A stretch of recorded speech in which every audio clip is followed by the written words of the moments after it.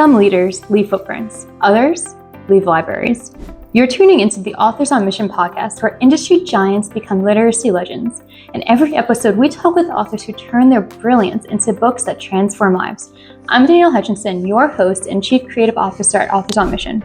Welcome to your authorship experience.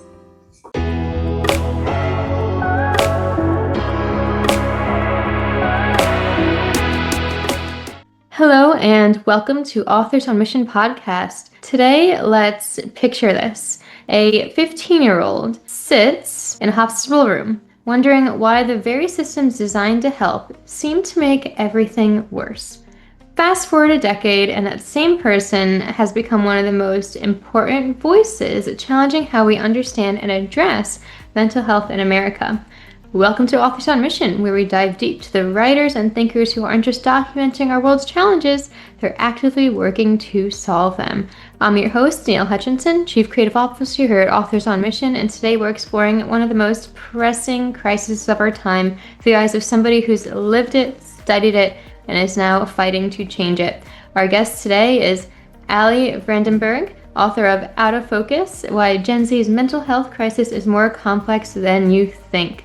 This conversation is going to be more than therapy and medication. It's about economic instability, policy failures, educational shortcomings, and of course, the writing process that brought the book to life as well. So get ready for some insights that's going to change how you see this crisis forever. Without further ado, Aly, welcome to the podcast. Thank you so much for that amazing introduction. I'm so happy to be here. Of course. We love having all types of authors on, and one thing that sets you apart from the rest is that this topic is something we are all dealing with. It's something we should all be aware of, to learn about the strategies to overcome it and to understand it. So I always do like to start off the podcast by getting to know you a little bit and what led you to writing this book. I think I gave you a little bit of information in that introduction, but perhaps you can help us by filling in the gaps a little bit. Yeah, I have struggled with my mental health from a really young age, and I've largely overcome it in my adulthood, and I feel like I've learned so much along the way. But I would say I struggled with depression as early as 8 years old. And I'll tell you a story about the first time I think this happened for me. I was in a really bad ski accident, and I broke half my face because I ran into a pole. And that wasn't what hurt me, believe it or not. It was because I had missed a few weeks of school, and I had this friend group that I had known since preschool. We were super close. We hung out literally every day. And I think just, because I wasn't there for so many weeks, something didn't connect anymore, and those people just kind of cut me off. And I remember because the girl next door, she was one of my best friends, was having a pool party, and one of them forgot a swimsuit and decided that they wanted to come to my house and ask me to borrow one, even though this was a party I wasn't invited to. And I remember looking at this group of girls that I had been so close with since I was a toddler, and they just basically made it known I was no longer part of their group. And that was kind of one of the biggest moments early on that I realized how important it was to have connection.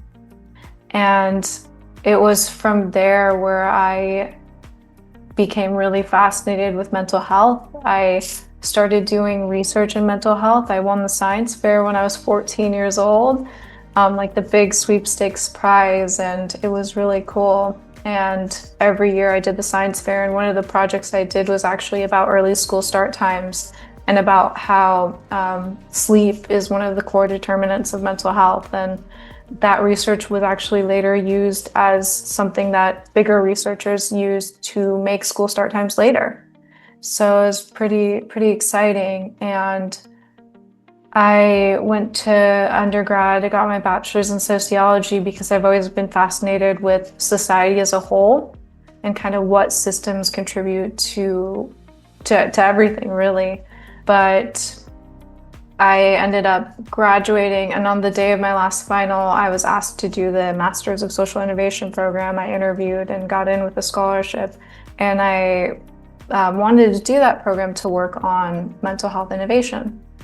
But the thing that made me write the book wasn't any of this.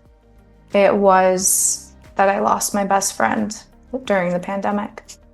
Wow.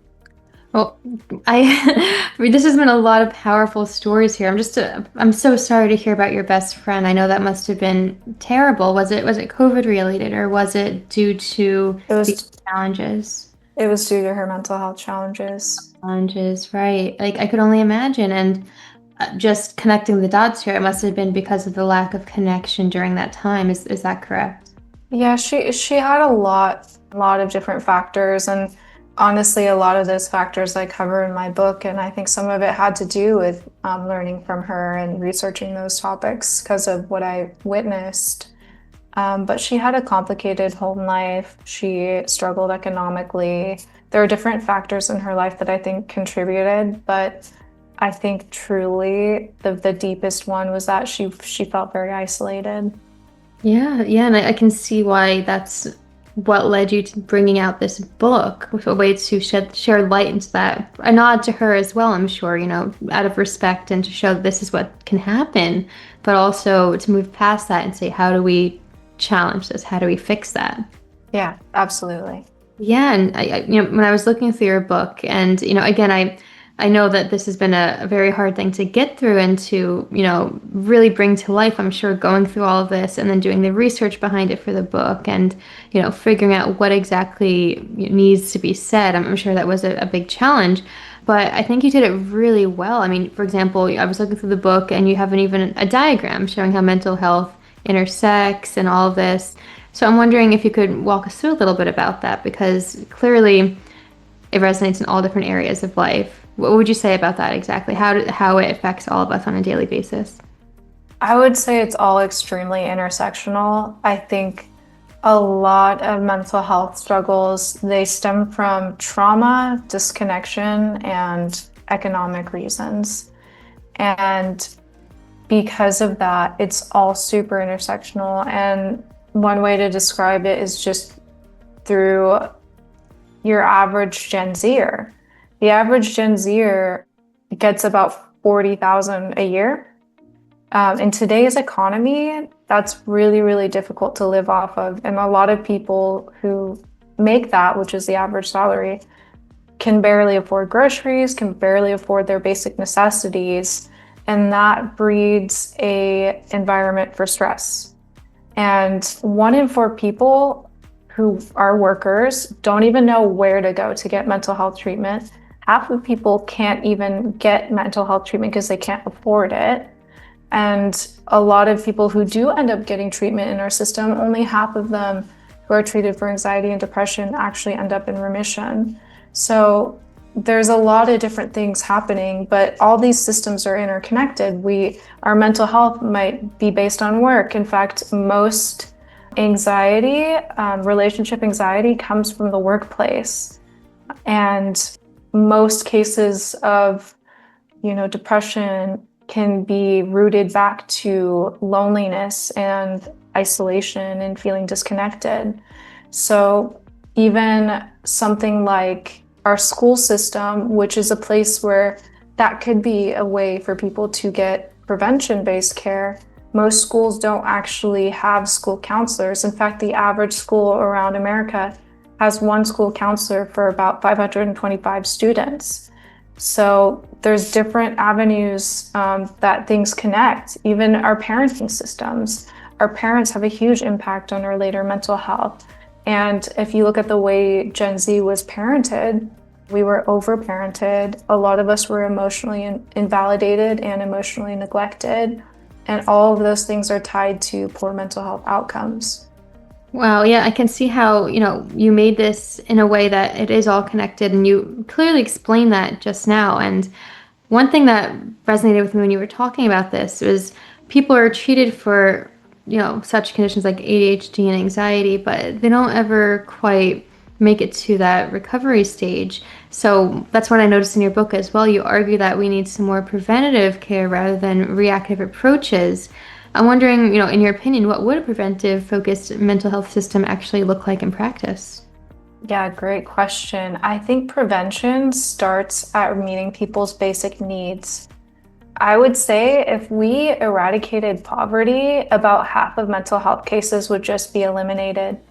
And that's a huge number if you think about it. So that alone is big. And so the first thing I would say is that people should have healthcare as a right. People should have access to healthcare and be able to afford it. In my book, I talk about universal basic healthcare because if you look at every other high-income country, that's just a given. The other thing that I argue for is basic income, which seems to be something that could really help in the future, especially with the rise of AI and the fact that most jobs are going to be replaced by robots. And then what then? So Right. that's another thing that I argue for. And then there's a bunch of different other little things we could be doing to really help mental health. And that's things as simple as walkability. As soon as we built our cities for cars was pretty much the minute we disconnected as a society. And the thing that's interesting is if you look at even London, their mental health isn't the best, but their suicide rate is half of ours.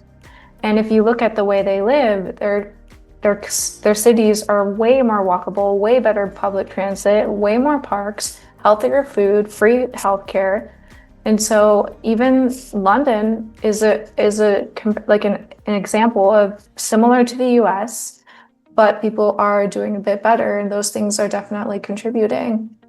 I also talk about creativity because we've had a decline in creativity since the 1990s. We stopped funding the arts. We stopped putting emphasis on creativity, and it's had a really negative impact. The arts are so important.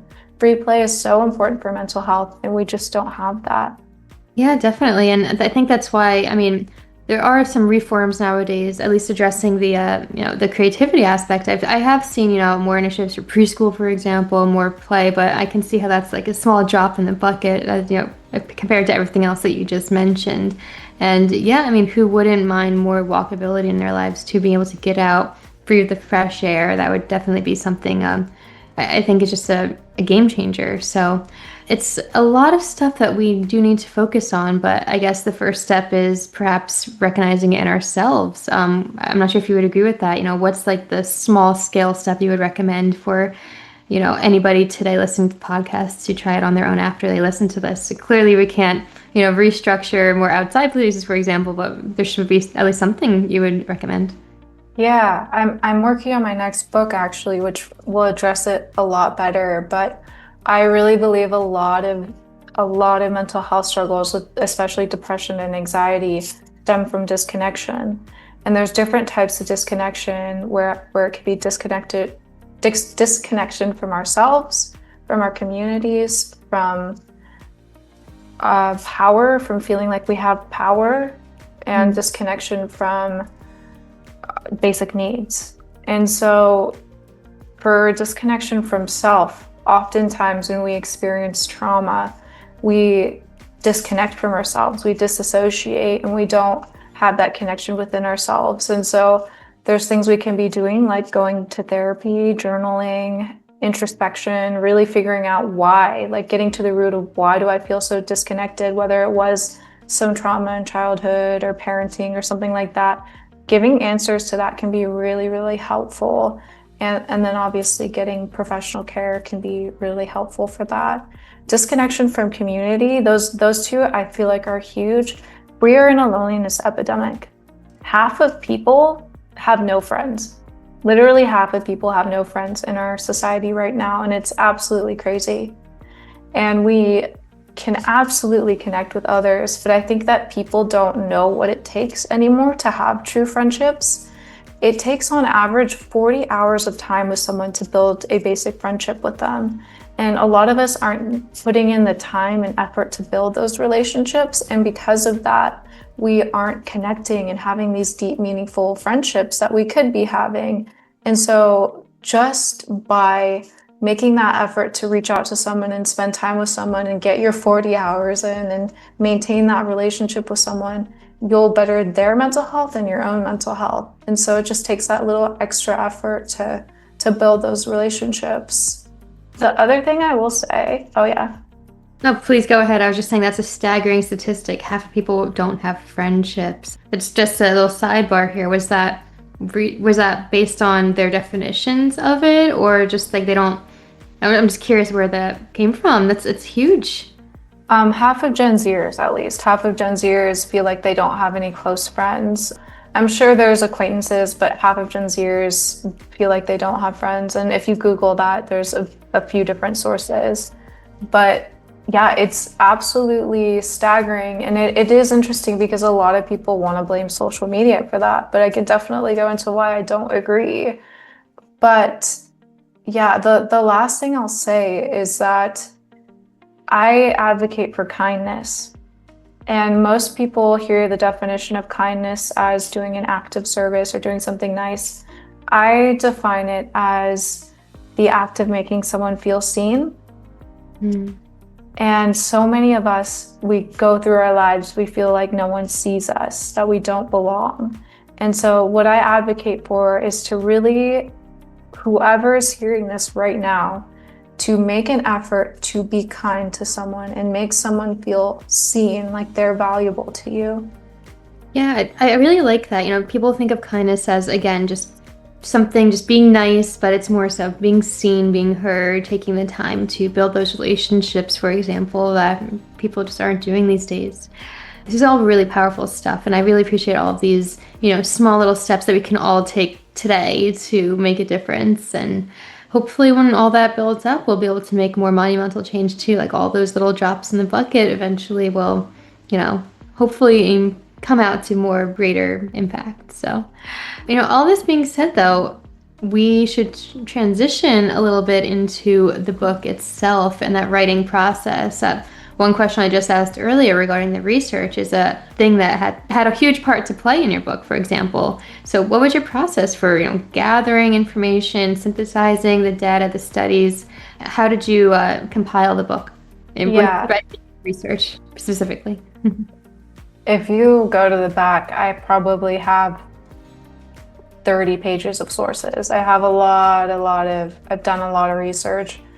I went chapter by chapter, and I outlined the whole book first of what I wanted to kind of say, but then I went chapter by chapter, and I didn't have any of the subheadings or anything like that. I just kind of kept going, and as I did more research too, it would kind of give me ideas for what to put next. And so a lot of it just was chapter by chapter. That's okay. Yeah, like step by step, little by little, like not looking at a big scheme, but I guess I'm finding one study, verifying that, embedding that in the text. And I see how it's so important. One thing that, all writers need to know is you need those facts to make your work credible, to, also show the readers where all the information is coming from, and just in general to back it all up. So I can see how that all came to be. And that being said, though, it's not just about the facts, of course. It's a deeply personal subject to you and to many others. So I'm wondering if you had any strategies for balancing such, serious topics with the emotional side of it all. How did you find that perfect balance? I mean, I'll tell you, I was so motivated to write this book. It felt like it had to come out of me. The reason actually why I started was because I had always wanted to write a book about this topic. But when Rory died, my best friend, that was when I was like, okay, I really need to write the book. But I took a year after her passing to actually do anything. I literally didn't leave my bed. It was really hard. And New Year's Day came around and I was making my New Year's resolution. I said, I'm going to actually write the book. New Year's Day came and I sat down and I said, I'm going to write 5 to 10 pages a day until it's done. And so I did. If I didn't do the 5 pages that day, I did 10.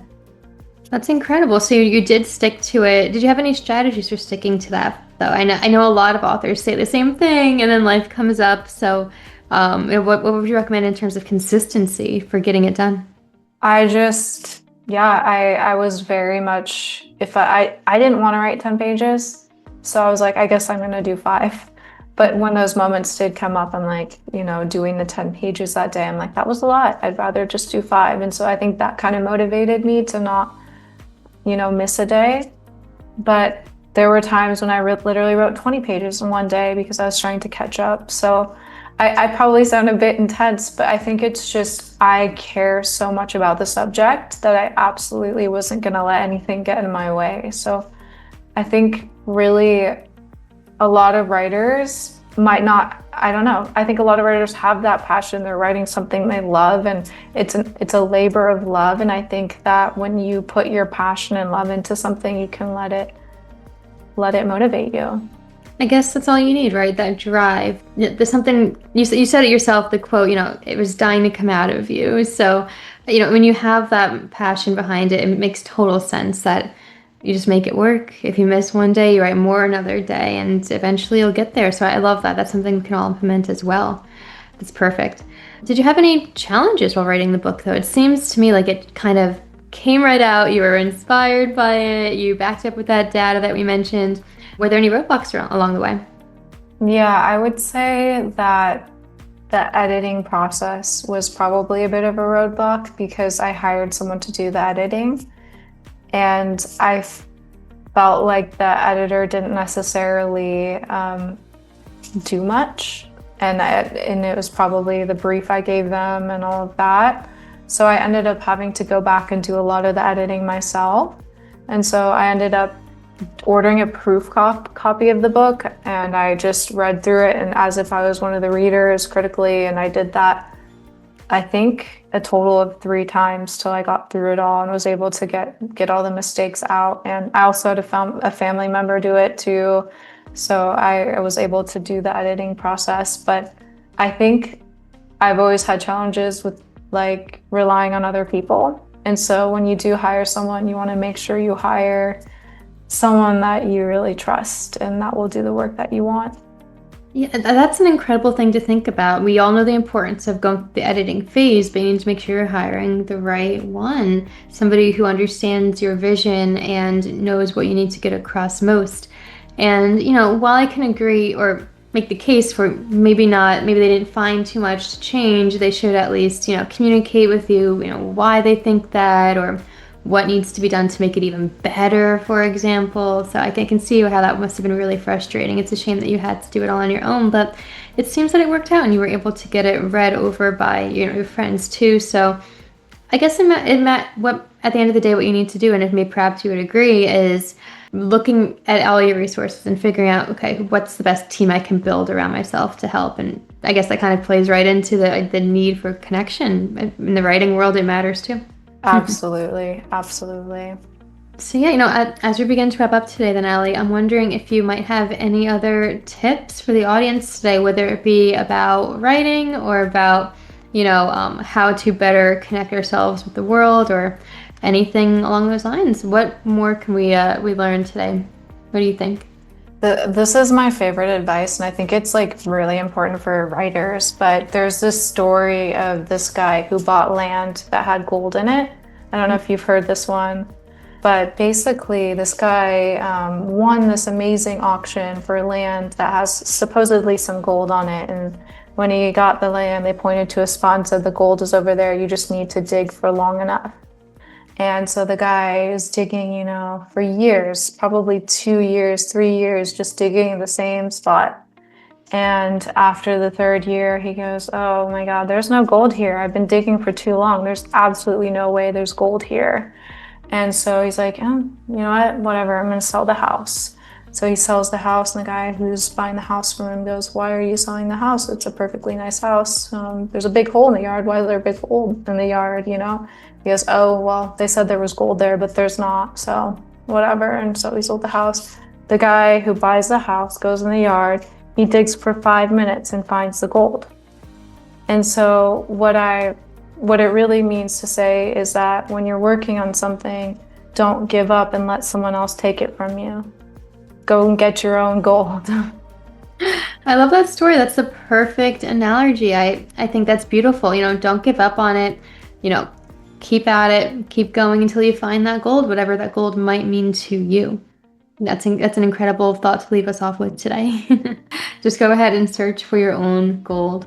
Well, Aly, I think it's been a pleasure chatting with you today. Your book clearly has just some crucial topics that everybody needs to be aware of, everyone needs to discuss and bring it out into the open. And I think that's the only way that we can be aware of what's going on and be motivated to make those small steps that you talked about to implementing bigger change in the world.